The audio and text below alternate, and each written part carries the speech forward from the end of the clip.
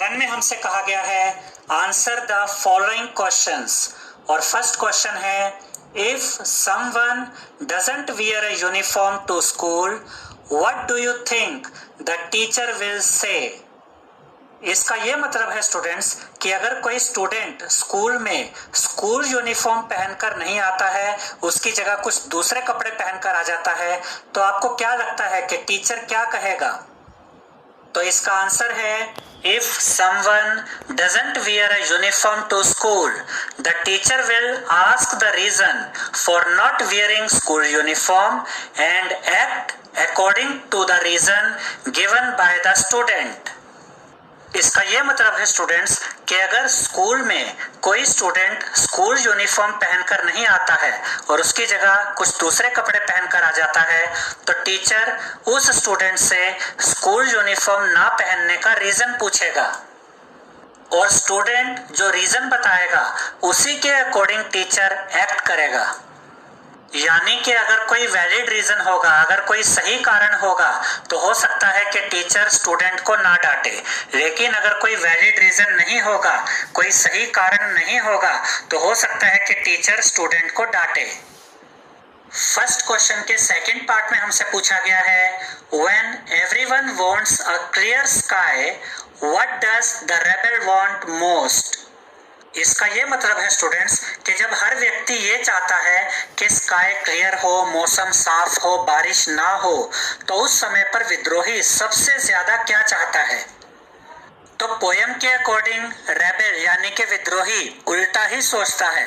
तो जब हर व्यक्ति ये चाहता है कि स्काई क्लियर हो, मौसम साफ हो, बारिश ना हो, तो रेबेल यानी कि विद्रोही तो सबसे ज्यादा यही चाहेगा कि बारिश हो। अब देखिए स्टूडेंट्स, आंसर में भी यही लिखा हुआ है, when everyone wants a clear sky, the rebel wants rain the most. इसका ये मतलब है स्टूडेंट्स कि जब हर व्यक्ति ये चाहता है कि स्काई क्लियर हो, मौसम साफ हो, बारिश ना हो, तो रेबल यानी कि विद्रोही सबसे ज्यादा ये चाहता है कि बारिश हो। थर्ड पार्ट में हमसे पूछा गया है, if the rebel has a dog for a pet, What is everyone else likely to have? इसका ये मतलब है स्टूडेंट्स कि अगर रेबल के पास यानी कि विद्रोही के पास पालतू कुत्ता है, तो बाकी सबके पास क्या होगा। तो इसका आंसर है, if the rebel has a dog for a pet, then everyone else is likely to have a cat। इसका ये मतलब है स्टूडेंट्स कि अगर रेबल के पास यानी कि विद्रोही के पास पालतू कुत्ता है, तो बाकी सबके पास कैट यानी कि बिल्ली होगी। क्योंकि अगर बाकी सबके पास बिल्ली है, तभी तो रेबल ने कुत्ता पाला होगा, यानी कि तभी तो विद्रोही ने कुत्ता पाला होगा। क्योंकि जो सब करते हैं विद्रोही उसका उल्टा करता है। फोर्थ पार्ट में हमसे पूछा गया है, why is it good to have rebels. इसका यह मतलब है स्टूडेंट्स कि समाज में विद्रोहियों का होना अच्छा क्यों होता है, या इसे हम ऐसे भी कह सकते हैं कि समाज में विद्रोहियों का होना जरूरी क्यों होता है। तो इसका आंसर है, it is good to have rebels because they are different and they teach us to be able to accept and tolerate differences. इसका यह मतलब है स्टूडेंट्स कि समाज में विद्रोहियों का होना इसलिए अच्छा होता है क्योंकि विद्रोही यानी कि रेबल्स डिफरेंट होते हैं, वो अलग होते हैं, वो हर काम को अलग तरह से सोचते हैं, हर काम को अलग तरह से करते हैं। और रेबल्स हमें ये सिखाते हैं यानी कि विद्रोही हमें ये सिखाते हैं कि हमें डिफरेंसेस को एक्सेप्ट करना चाहिए और डिफरेंसेस को टॉलरेट करना चाहिए। इसे हम ऐसे भी कह सकते हैं स्टूडेंट्स कि रेबल्स हमें ये सिखाते हैं कि ये जरूरी नहीं है कि सभी लोग एक ही तरह से सोचे और एक ही तरह से काम को करें। फिफ्थ पार्ट में हमसे पूछा गया है, why is it not good to be a rebel oneself. पिछले क्वेश्चन में हमने ये समझा था स्टूडेंट्स कि समाज के लिए रेबल्स का होना, विद्रोहियों का होना अच्छा क्यों होता है, जबकि यहाँ पर हमसे ये पूछा गया है कि जो व्यक्ति रेबल होता है, विद्रोही होता है, रेबल होना, विद्रोही होना उस व्यक्ति के लिए, खुद के लिए अच्छा क्यों नहीं होता। तो इसका आंसर है, it is not good to be a rebel because the society never accepts a rebel and always criticize his behavior।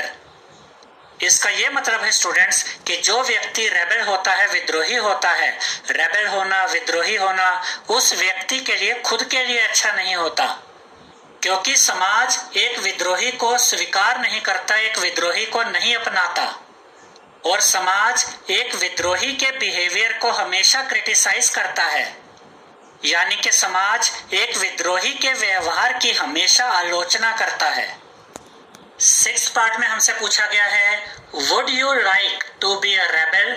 क्या आप एक रेबेल होना पसंद करेंगे? क्या आप एक विद्रोही होना पसंद करेंगे? इफ यस वाई, अगर हाँ तो क्यों? इफ नॉट वाई नॉट, और अगर नहीं तो क्यों नहीं?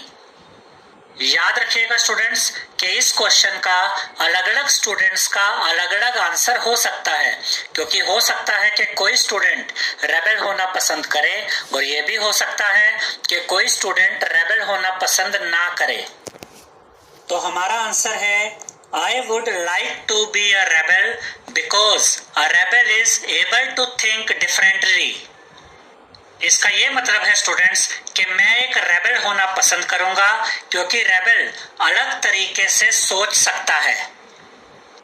But I will not oppose people simply for the sake of proving my wisdom. Oppose का मतलब होता है स्टूडेंट्स विरोध करना, सेक का मतलब होता है के लिए, विजडम का मतलब होता है बुद्धिमानी, और प्रूविंग का मतलब होता है साबित करना।